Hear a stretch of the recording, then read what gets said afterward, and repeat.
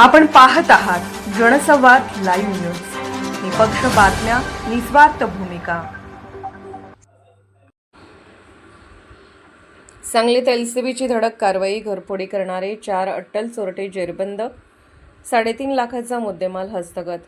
सांगली जिल्हा पोलीस अधीक्षक तुषार दोशी व अपर पोलीस अधीक्षक कल्पना बारवकर यांच्या मार्गदर्शनाखाली स्थानिक गुन्हे अन्वेषण शाखेने एका मोठ्या घरफोडीचा पर्दाफाश केला आहे. विकास कॉलनी वारणाली येथील बंद घर फोडून सोन्याचे दागिने आणि रोख रक्कम पळवणाऱ्या 4 आरोपींना पोलिसांनी अटक केली असून त्यांच्याकडून 3,30,200 रुपयांचा मुद्देमाल हस्तगत केलाय.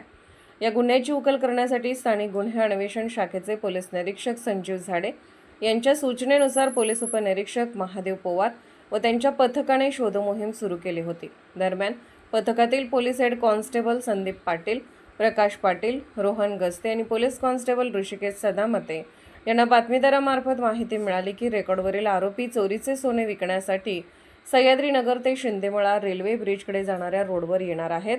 या माहितीच्या आधारे पोलीस उपनिरीक्षक Mahadev Pawar, police head constable Atul Mane, Amol Aidale, police Naik Shridhar Bagdi, police constable Sanket Kanade, Abhijit Malkar, Vinayak Sandhi, Rohan Dhaste, Suraj Thorat, Satish Aldar, Karan Pardesi, Vijay Patankar, captain Gundwade, Imran Mahalkari तसेच सायबर पोलीस ठाणे सांगली येथील कर्मचाऱ्यांच्या पथकाने सापळा रचून संशयित आरोपी सुदर्शन सुनील यादव वय 23, सार्थक सुनील सुतार वय 20 आणि मुनीब उर्फ बाब्या मुस्ताक भाटकर वय 21 यांना ताब्यात घेतले.